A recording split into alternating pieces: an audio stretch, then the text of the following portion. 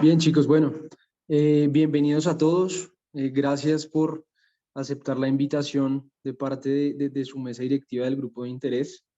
Esperamos que, como lo mencionamos esta tarde en el grupo, podamos darle un nuevo inicio al grupo para que se encamine a como lo era antes de todo lo que pasó con la pandemia y toda esta cuestión. Bueno, entonces el tenerlos aquí presente pues nos muestra que todavía hay una gran cantidad de personas que está dispuesta a trabajar por el grupo y con el grupo. Entonces siéntanse la total libertad de participar y hacer con el grupo lo que ustedes crean que es mejor para hacerlo crecer y pues que favorezca todo su desarrollo como médicos y como personas dentro del grupo y dentro de la universidad. Entonces, la idea de hoy es empezar este nuevo ciclo con una revisión a cargo del miembro de la mesa directiva, Camilo, que ya lo conocen. El día de hoy nos va a hablar sobre la enfermedad pulmonar obstructiva crónica, ¿listo? Entonces, pues Camilo, adelante. Gracias, Juan Pablo. Bueno, sí, seguramente ya muchos de ustedes, de los que están en el grupo, me han visto estarlos molestando constantemente. Los que no, bueno, pues ya me presentó Juan Pablo. Entonces, ya entrando al tema, vamos a hacer una clásica revisión de tema sobre la enfermedad pulmonar obstructiva crónica. Evidentemente, como siempre en este tema, nos vamos a basar sobre todo en las guías Gold. Y ya veremos con el tiempo si alcanzamos a ver un poco de las exacerbaciones. Pueden ir, si quieren, eh, guardando sus preguntas, las hacen al final o en el link de preguntas que les vamos a mandar eh, más tarde si tienen alguna duda. No, no hay ningún problema. A ver, bueno, la bibliografía, basados principalmente en la GOL, pero pues también muchísimas otras guías. Cuanto al contenido, vamos a ver definición, epidemiología, factores de riesgo, condiciones asociadas, etiología, clínica, diagnóstico, diferenciales, severidad, cómo va a ser el manejo como tal. Y de nuevo, si nos alcanza el tiempo, vamos a ver algo sobre las exacerbaciones. Entonces, ¿cómo nos definen esta enfermedad? Es una enfermedad común, prevenible y tratable. Esto es muy importante, que es prevenible y se caracteriza por síntomas respiratorios persistentes y limitación del flujo aéreo debido a anormalidades de la vía aérea y alveolares, usualmente causada por una exposición significativa a partículas nocivas y gases. Está influenciado también por factores del huésped, de la zona, el hábitat y el desarrollo pulmonar anormal. Aquí ya no se incluyen algunas de las definiciones que existían anteriormente, que son el bronquítico crónico y el enfisematoso. Estos ya no están en las guías GOLD 2022.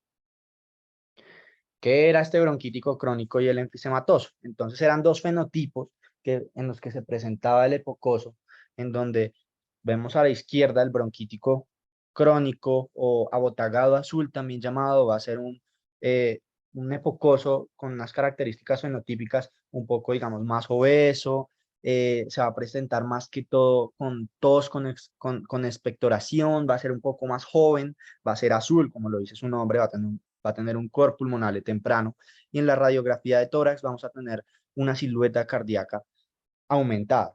Por el otro lado tenemos el enfisematoso o el bronquítico crónico, el enfisematoso o el soplador rosado, que va a tener una presentación más tardía, va a ser un personaje un poco más flaco y no van a predominar la tos y la expectoración, sino más bien eh, la disnea.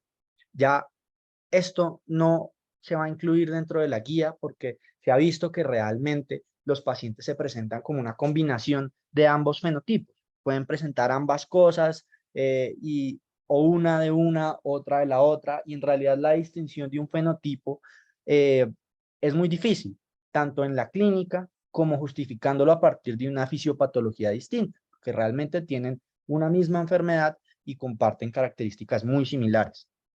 Aquí vemos una imagen también clásica de cómo es uno y cómo es el otro. Entonces, en cuanto a la epidemiología, muy importante, es la tercera causa de mortalidad y morbilidad a nivel mundial. 90% de las causas de las muertes por EPOC se reportan en países de ingresos bajos, como el nuestro. Es común en personas mayores, en hombres, tiene una prevalencia mundial del 4 al 10%, según si es un país desarrollado o no. Particularmente busqué en Latinoamérica y nosotros tenemos una prevalencia del 7,8 al 19,7%. Recordemos, es una enfermedad que se relaciona con factores de riesgo, factores exposicionales y principalmente el que está más asociado va a ser el tabaco. El tabaco, pregunta clásica de revista de medicina interna, ¿cuánto es el IPA que me da un riesgo para generar EPOC? 10, ¿listo? Pero también hay otros, como exposición a biomasa, a polisión, partículas exposicionales, genéticos de la persona, historia familiar, prematurez, ya lo veremos por qué, el antecedente de asma, infecciones previas eh, y la historia de VIH. Inclusive hay reportes en personas que trabajan pues como peluqueros y que estas partículas también les han llegado a generar también EPOC. Entonces cualquier partícula, cualquier químico en el que esté expuesto una persona crónicamente puede llevarlos a una, pues la generación de una enfermedad pulmonar obstructiva crónica. Va a tener condiciones asociadas. Hay estudios un estudio en 800 pacientes con EPOC, evaluaron su capacidad cardíaca, se dieron cuenta que de esos 800 aproximadamente el 20% tenían falla cardíaca asociada. También un estudio que mostraba que el 30 al 40% tenían osteoporosis, ni decir cuántos tienen hipertensión, cuántos tienen fibrilación auricular. Se relaciona con muchas de estas enfermedades cardiovasculares. Entonces no vamos a enfrentar generalmente no vamos a enfrentar una sola patología. Evidentemente está también muy relacionado con el cáncer de pulmón, también clásica pregunta. Entonces, ¿cuánto es el IPA con el que se aumenta el riesgo de cáncer de pulmón en una persona epocosa o una persona del común? Un IPA de 30, ¿listo? Entonces, entrando a la fisiopatología, vamos a ver que una persona epocosa va a tener un envejecimiento prematuro. ¿Qué quiero decir con esto? Vemos en la gráfica de la derecha, en el eje de las X, cómo avanza la edad de la persona y en el eje de las Y, pues vamos a tener la función pulmonar.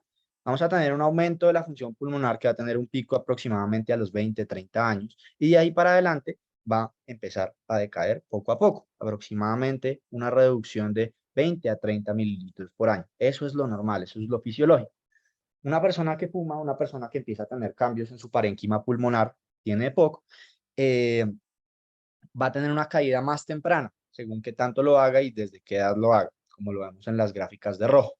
Pero también podemos tener la gráfica gris, la gráfica café más bien, en donde una persona, por ejemplo, tuvo una infección de vías respiratorias, no sé, una pseudomonas, una neumonía grave a edad temprana y su crecimiento, su desarrollo pulmonar se vio interrumpido desde mucho antes y no va a llegar al pico como lo llegó pues una persona que no tuvo este problema a los 20, 30 años. Entonces de inicio ya va a tener una capacidad pulmonar reducida y si aparte de eso tiene una exposición, la caída va a ser muchísimo más súbita de su enfermedad, va a ser muchísimo más drástica y por eso también el antecedente en la infancia es muy importante en estas personas. La fisiopatología está evidentemente mejor estudiada en las personas con tabaquismo, sin embargo, recordemos que no es el único factor de riesgo. Pero aquí es donde más se ha estudiado y es, digamos que el grueso de la población. Eh, entonces, el tabaco va a tener distintas sustancias, el humo, la nicotina, etcétera, que lo que van a hacer es aumentar la inflamación y nos van a generar una disregulación entre las elastasas y las antielastasas que hay en el alveolo. Y esto nos va a generar el enfisema pulmonar. Clásicamente en el EPOC el enfisema va a ser centrolobular. Esto lo podemos ver, esto es una característica radiológica, lo podemos ver en el TAC, por ejemplo, o pues ya en modelos histopatológicos, post-mortem. Eh, hay otros tipos de enfisema, por ejemplo, en deficiencia de alfa-1 antitripsina, que es un diferencial de POC, donde va a ser pando-bulillar, o en otros tipos de neumotórax, paraceptal, pero pues generalmente va a ser centrolobulillar en esta enfermedad. Estos cambios patológicos nos van a llevar a una remodelación y unos daños en todo el intercambio gaseoso, en toda la vía aérea, en el parénquima pulmonar, inclusive también en la vasculatura pulmonar, que nos puede llevar a una hipertensión pulmonar, pues del grupo 3. Aquí vemos pues un corte histopatológico correlacionándolo con una imagen pues de un pulmón de un paciente POCOS, en donde pues vemos eh, todos estos cambios a nivel micro, macro, las bulas que fueron resecadas en la imagen B y pues la correlación radiológica. Entonces la clínica, ya sabemos que tenemos un paciente con un factor de riesgo o varios factores de riesgo eh, que se va a presentar con disnea, tos, producción de esputo. Generalmente van a ser personas mayores, van a tener comorbilidades asociadas y van a tener, también nos van a poder referir que tienen neumonías o resfriados frecuentes. Esto mismo nos dice la GOL. Y yo sé que esta tabla se ve densa, tediosa, eh, larga, pero lo único que quiero mostrarles aquí es lo rica que es la semiología del paciente con EPOC. Entonces, no nos quedemos simplemente en que tenemos una tos en un paciente de edad mayor y pues ya sospechamos EPOC, sino llenémonos también de razones semiológicas. Esto es también muy importante. Generalmente van a utilizar músculos accesorios, principalmente los supraclaviculares, el esternocleidomastoideo, el escaleno, el trapecio. Van a intentar compensar este tiempo en la expiración, que en ellos el tiempo expiratorio va a estar prolongado, van a intentar reducirlo un poco con una maniobra que es fruncir los labios, llevarse los brazos cuando se sientan, llevan los codos hacia sus piernas y se inclinan hacia adelante. Pueden tener movimientos paradójicos. Esta es la postura de trípode. Pueden tener movimientos paradójicos del tórax. También se va a ver este aumento de volúmenes pulmonares, pues semiológicamente en su caja torácica. Generalmente una persona, pues sin obstrucción de la vía aérea, si le dividimos el diámetro del tórax entre, pues, cefalocaudal versus el diámetro, va a dar más o menos 0,7. Estas personas pueden ser 0,9 o 1, es decir que pues su caja torácica pues va a parecer una caja.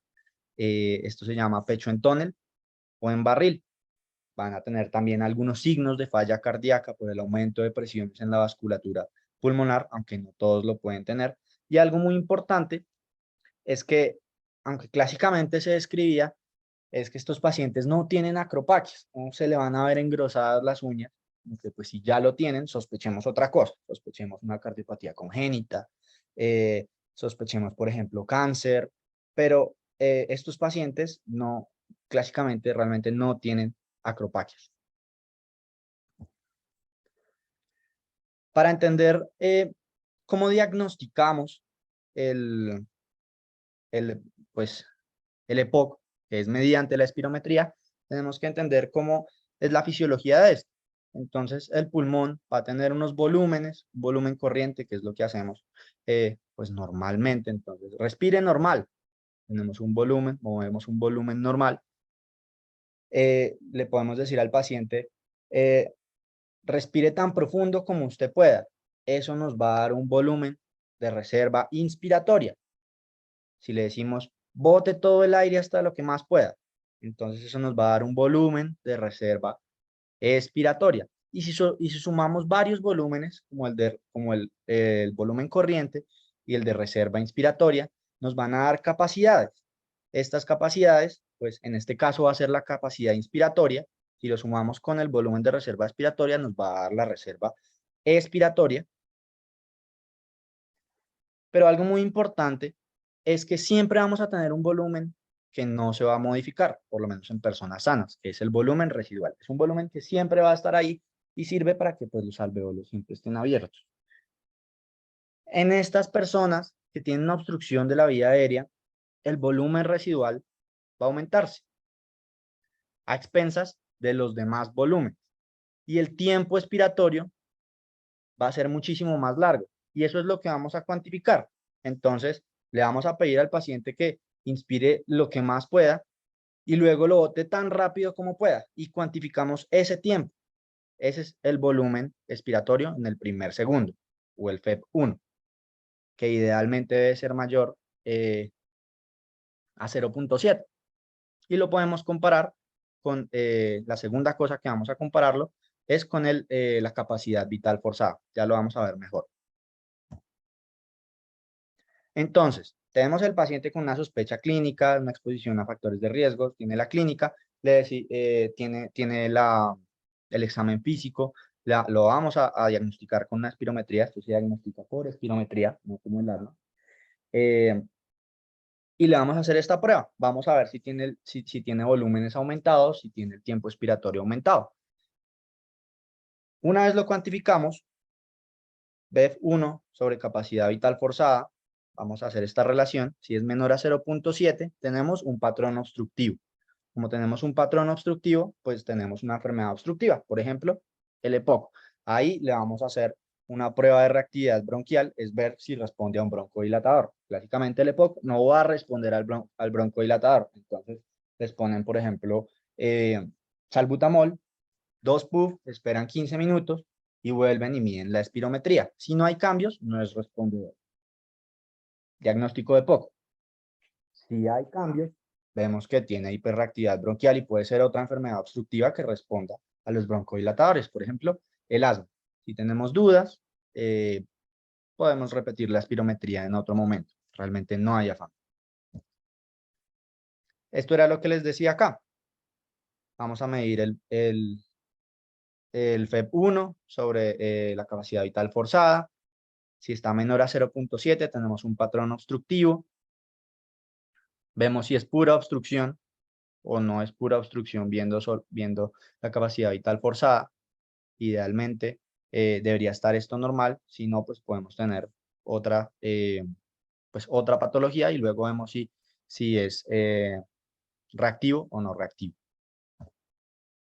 Siempre tener en cuenta los diferenciales como falla cardíaca, tuberculosis, asma, cáncer, TEP, arritmias, etcétera. Siempre tenerlo en la cabeza. Ahora, una vez tenemos el diagnóstico, lo vamos a clasificar. Le vamos a dar un grado, según la GOLD, y le vamos a dar un grupo.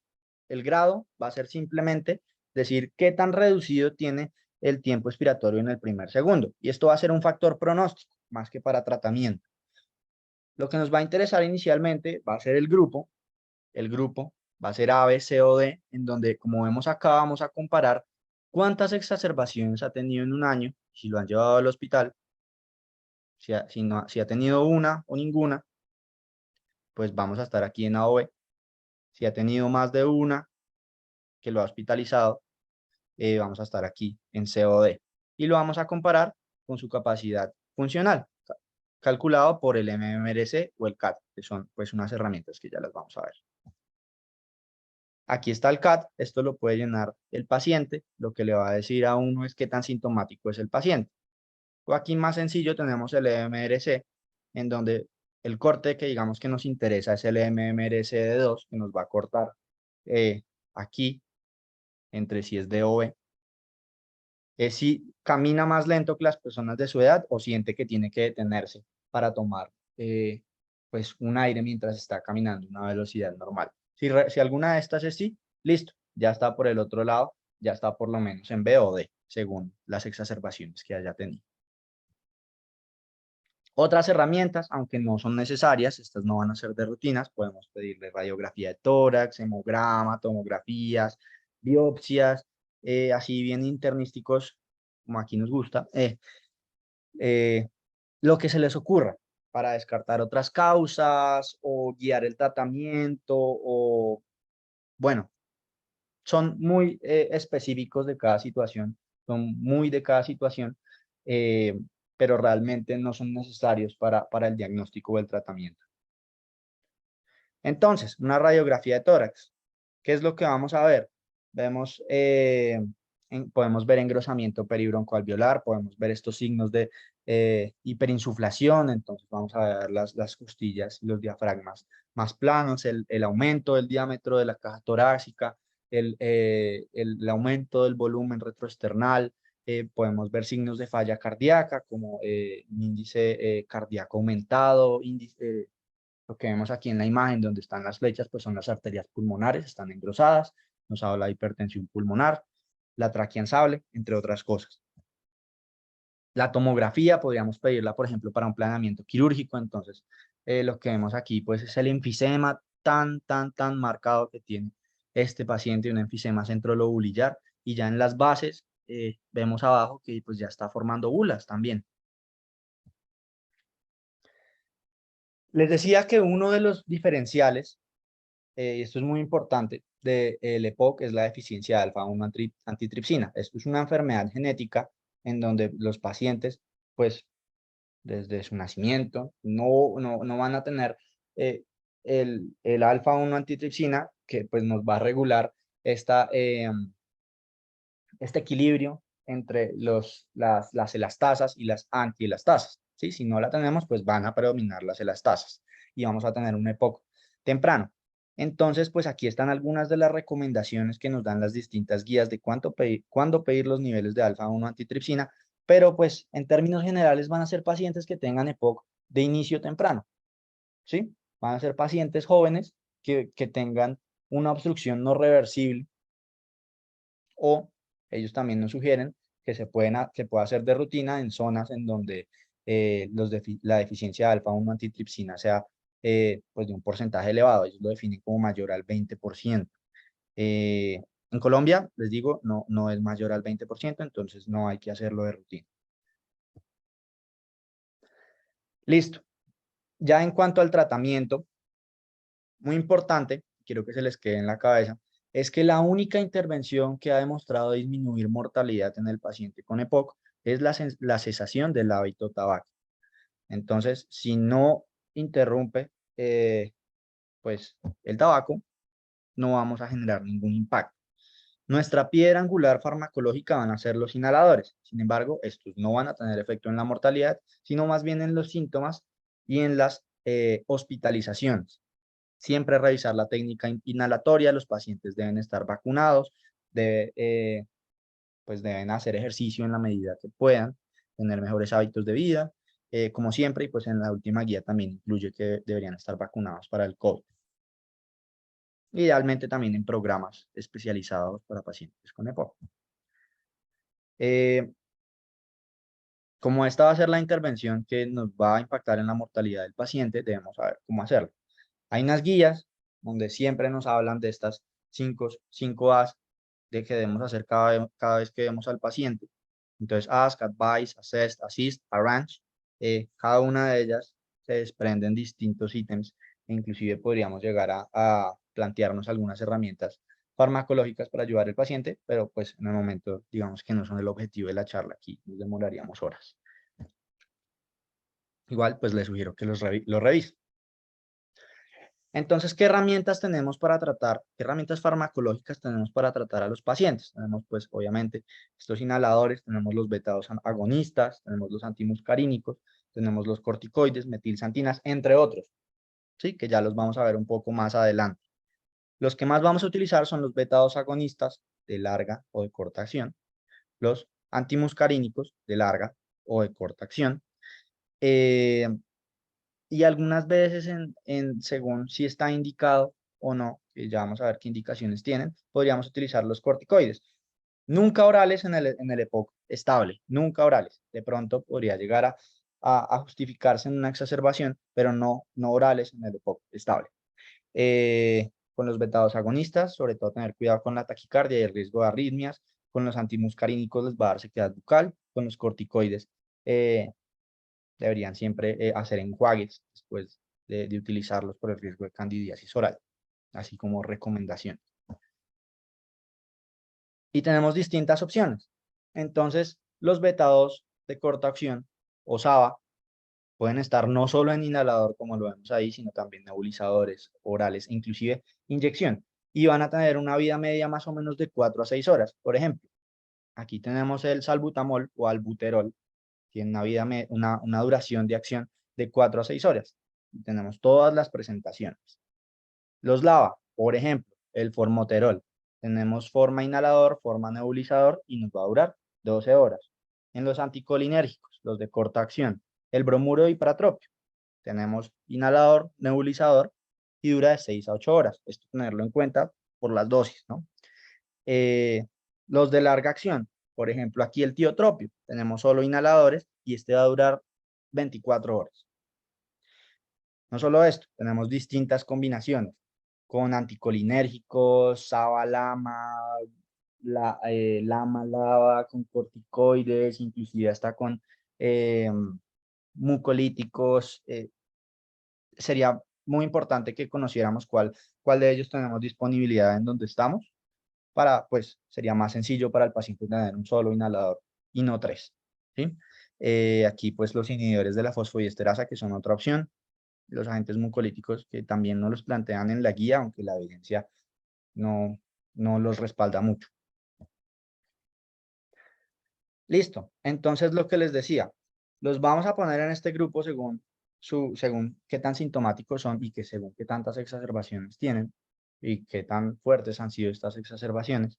Y vamos a decidir qué ponerle. Por ejemplo, en el grupo A, que van a ser los menos sintomáticos y los que no han tenido ninguna exacerbación grave, por lo menos en el último año, eh, les podríamos inclusive dar un inhalador de corta acción para cuando estén sintomáticos, ¿sí? En el grupo B ya tendríamos que escoger uno de larga acción. En el grupo C debemos tener un muscarínico de larga acción. Ya podemos tener aquí ya combinaciones. Y en el grupo D podríamos valernos de otras cosas como lo que vimos anteriormente, como corticoides, inclusive antibióticos, inhibidores de la fosfodiesterasa, pero esto digamos que ya dejémoselo un poco más al neumólogo, ¿sí? Ya en este punto, eh, dejémoslo mejor a alguien con más experticia en este tipo de medicamentos. Les voy a dar 4 reglas que nos plantean también, creo que es la Sociedad Canadiense, en cuanto a los inhaladores, ¿sí? Todo paciente debe tener un inhalador de corta acción para sus periodos más sintomáticos y hay que enseñarle cómo utilizar el inhalador correctamente. 2, mejor los antimuscarínicos que los beta-agonistas. 3, eh, mejor, eh, mejor de larga acción que de corta acción.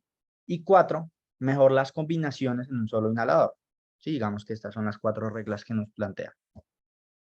De ahí nosotros podemos escoger qué darle al paciente. Sí, esto, como lo vemos acá, esto es otro cuadrito, un poco distinto también, que explica básicamente lo mismo que les estaba mencionando anteriormente y es lo que nos recomienda la GOLD. El tratamiento, individualizarlo según la respuesta y comodidad del paciente siempre. Ahora sí, ¿cuáles van a ser las indicaciones en qué paciente le vamos a dar un corticoide inhalado y a quién no? Entonces van a ser los pacientes que tienen muchas exacerbaciones, no responden correctamente al tratamiento, que tienen un conteo de eosinófilos en sangre mayor a 300 y mejor si han tenido una historia concomitante de asma. Entonces aquí, verde, strong support. Si tiene alguno de estos, los eosinófilos están entre 100 y 300, podríamos llegar a hacerlo, y si no tiene nada de esto, pues no tiene indicación de ponerle corticoide, no se va a beneficiar de ellos. Antes podría aumentar el riesgo de generar neumonías. Siempre estar reevaluando al paciente. Una vez tenemos el diagnóstico, tenemos que pues, darle una cita en unos meses, reevaluar cómo le ha ido, volverlo a clasificar, porque esta clasificación es dinámica, y según ello, pues ver cómo vamos a ir ajustando nuestro tratamiento. Otras opciones, que lo que les decía, mejor ya, esto ya escalemos un poco ya, digamos que alguien que sepa más de esto, ¿sí? Los inhibidores de la fosfodiesterasa, los anti-interleuquina 5, opioides que van a ser ya de manejo un poco más paliativo. Antibióticos también se han planteado en pacientes que tienen un QTC normal, por lo menos menor a 470 hombres, 450 mujeres, pero pues aumentan la resistencia bacteriana, mejor en exfumadores, según la evidencia, y los mucolíticos que lo siguen poniendo, que aunque realmente no tienen tan buena evidencia. La oxigenoterapia también evidentemente va a estar indicada pues en todo paciente pues que esté saturado en una exacerbación, por ejemplo, o todo paciente que de base esté desaturado definido como una saturación menor al 88%, por lo menos 2 veces en un periodo de 3 semanas. Entonces es un paciente que de base va a estar desaturado y se beneficia de tener oxígeno en casa, o que tenga por gases arteriales un PO2 menor a 55, o que en presencia de otra comorbilidad como hipertensión pulmonar, falla cardíaca o policitemia entre 55 a 60. Otra indicación es que, por ejemplo, sea un paciente muy activo y necesite estar bien saturado. ¿sí? Necesite el oxígeno para sus actividades físicas y su, pues digamos que movimiento diario. Aquí podríamos llegar a plantearlo también, o en pacientes que pues toman algún vuelo y pues se desaturan, porque pues la presión de oxígeno en el avión va a ser menor. Pacientes que se les descarta SAOS, antes de hacer esto, ventilación no invasiva en casa, descartar SAOS también se podrían llegar a beneficiar en algunos casos muy particulares. Tratamiento quirúrgico también, estos pacientes pues no se van a mejorar a menos de que se haga trasplante pulmonar, pero hay otras opciones como una cirugía de reducción de volúmenes pulmonares, eh, bien sea por cirugía o por broncoscopia o una bulectomía, pero pues esto no es una enfermedad que se cura a menos de que se trasplante.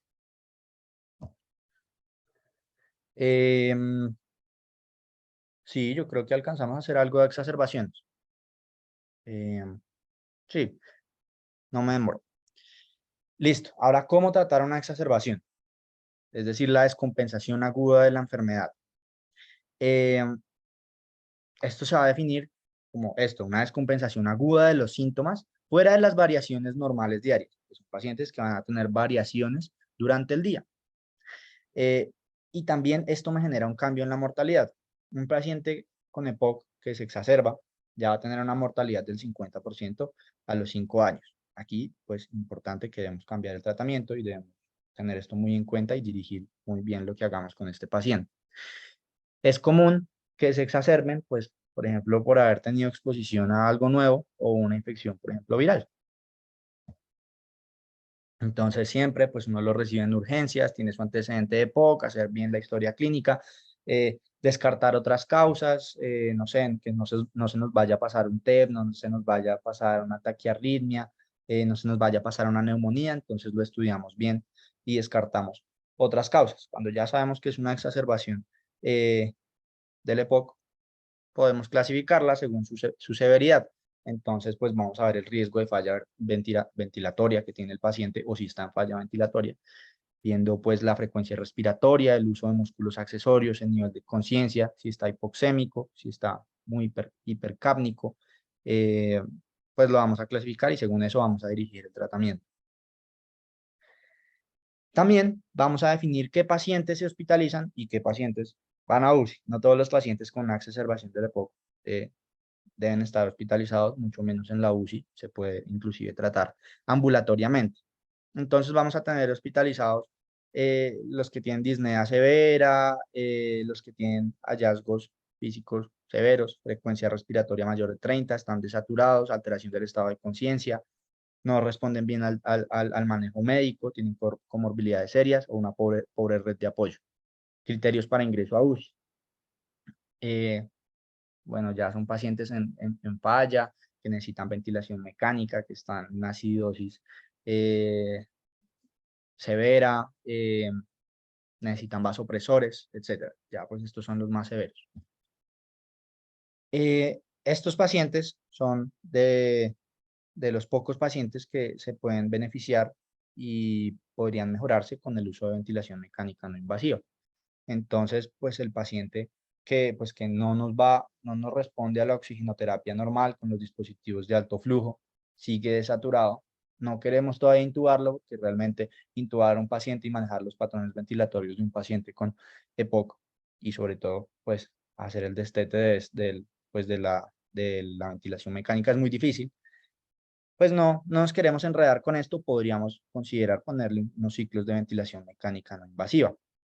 Eh, Evidentemente, no vamos a hacerlo con el paciente inestable, no vamos a hacer con el paciente que esté quemado, que tenga la cara quemada o alguna alteración que, pues, que no permita ponerle la máscara, que esté en delirium y se quite la máscara, sino pues en los pacientes pues que realmente lo podamos hacer. Si no, no invasiva, si no se puede hacer, pues definitivamente toca intubarlo y pues bueno, ahí ya vemos qué hacemos.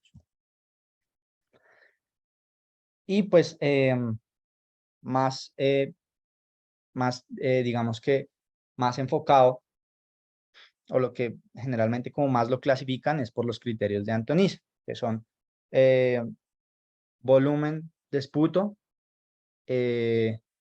purulencia del esputo y aumento de la disnea, ¿sí? Entonces, eso nos va a definir los criterios de Antonisen, en donde si tiene los tres, va a ser un Antonisen 1, tiene 2, va a ser un Antonisen moderado, y si tiene 1, va a ser un Antonisen leve, ¿sí? Esto nos va a definir si requiere o no antibióticos y corticoides. Aquí ya en las exacerbaciones ya podemos dar corticoides orales, corticoides endovenosos, distinto al paciente crónico. Entonces, si el paciente cumple 2 de 3 y uno de ellos es el aumento de la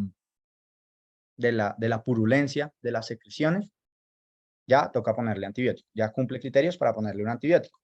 Lo tratamos como si fuera una neumonía normalmente. Aquí ya eso es un Antonisen 2, inclusive podríamos llegar a plantear poner un ciclo corto de esteroides, generalmente 5 días. También podemos poner 5 o 7 días de antibiótico. El grave, pues le vamos a poner los 3. Y el leve, pues solo le vamos a poner la inhaloterapia, que va para todos.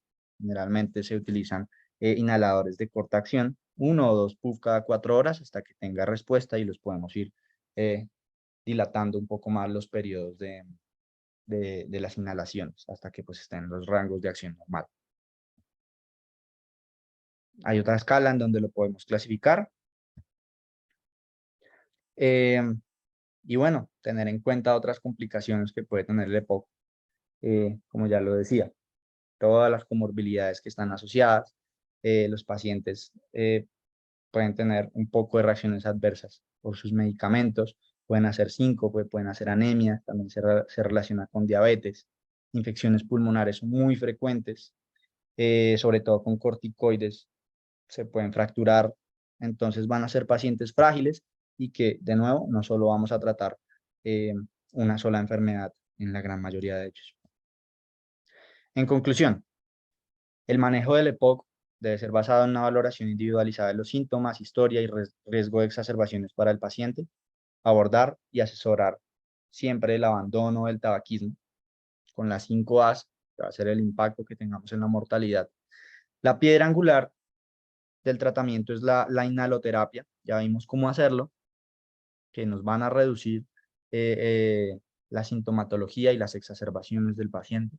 Y el manejo debe ser integral, basado en la evidencia, individualizado, y que incluya el manejo tanto farmacológico y no tanto farmacológico como no farmacológico. Listo. Muchas gracias. No sé si alguien tenga alguna pregunta.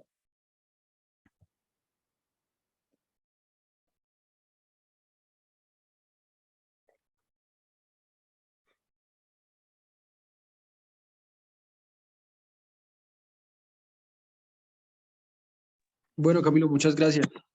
Cualquiera que tenga alguna pregunta, siéntase en la libertad, por favor, de abrir el micrófono y hacerla. Mientras tanto, mis trampitas, si tienen alguna pregunta, vamos a contarles cómo hacer la dinámica ahora del grupo. Bueno, nosotros sabemos que este asunto de la virtualidad supone un beneficio muy fácil porque desde las casas podemos conectarnos y estar presentes en las charlas del grupo, pero queremos hacer en la medida de lo posible, en la medida de que pues el tiempo de ustedes lo permita, una que otra actividad dentro del semestre que sea presencial, ¿de acuerdo? La idea es escogerlo entre todos. Nosotros ya tenemos un